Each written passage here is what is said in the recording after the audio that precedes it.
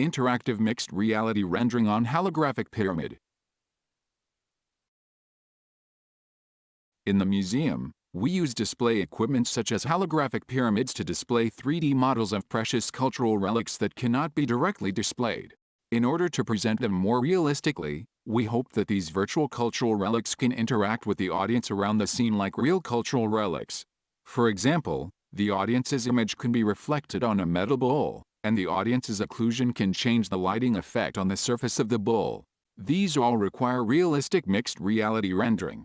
We can use the RGBD camera to capture the surrounding environment, and then perform lighting calculations with virtual objects to generate mixed reality rendering results, which are presented in the holographic pyramid. In this paper, we propose an interactive mixed reality rendering method for rendering virtual objects on the holographic pyramid based on IBL and ray tracing. Our method can render glossy and specular reflection effects on the metal material virtual objects based on the real environment around the holographic pyramid. We compare the rendering quality between our method and IBL in the Real Scenes book with 3 different virtual objects. Here we show the virtual tripod rendered in the holographic pyramid. As the audience moves, the reflection on the surface of the tripod also changes. IBL results have some obvious artifacts. We can see IBL result lacks gray color reflection in the magnified area, which is because the depth of the user's head in the dynamic foreground is missing, so IBL defaults this part to infinity when constructing the environment map.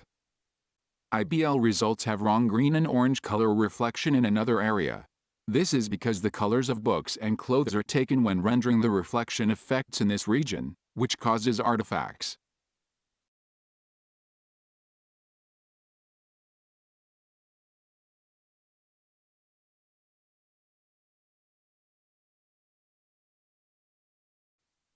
Here, IBL results show the over-reflection of orange color in the magnified area, and another area has the same problem.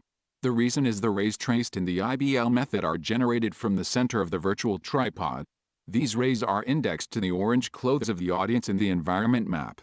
Actually, the reflected rays are emitted from the surface of the tripod and do not intersect with the audience's clothes. We also compare the rendering quality of our method with the ground truth and the results rendered with IBL method in 3 synthetic scenes. We render the background panoramas and the foreground RGBD videos for synthetic scenes, and use them as inputs of our method and the IBL method. The virtual objects are vase, kettle and tripod. Compared with ground truth. For the vase in the kitchen rendered by IBL, the blue reflection in the yellow rectangle and the red reflection in the green rectangle are not obvious enough. The images in the second row visualize MSE of our method and the IBL method. The average MSE of our method in the scene is about 3 times lower than IBL's. Here, for the kettle in the room scene, the positions of the reflection of the orange cushion in the yellow rectangle and the reflection of the green leather bag in the green rectangle are offset. For the tripod in Sponza rendered by IBL, the reflections of the shield and the orange sculpture in the rectangles are deformed. While our method doesn't have these artifacts, because our efficient ray tracing method for dynamic foreground reflections can generate the physically correct reflection results in real time, the MSE of our method is smaller than that of IBL.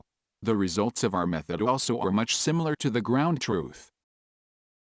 Here is a comparison for our foreground point cloud generation method with the median filter-based method and TAA temporal filter-based method. In order to compare the quality of the generated point cloud more clearly, we visualize the 3D point cloud generated using these 3 methods from the perspective of the front left of the person. In this frame, the book in our result is in the correct position, while the book of the other 2 methods is in the completely wrong position. Here, we can see flickers in the results of the median filter-based and TAA temporal filter-based method. The point cloud rendered by our method is more stable. The average temporal MSE result of our method in several scenes is over 30 times lower than the other 2. In conclusion, We have proposed an interactive rendering method on holographic pyramid, which can render glossy and specular reflection effects on metal material virtual objects based on the real scene around the holographic pyramid in real time. Our method has the comparable frame rates as IBL. The rendering quality of our method is closer to the ground truth, and MSE is 2.23 to 4.35 times smaller than IBL.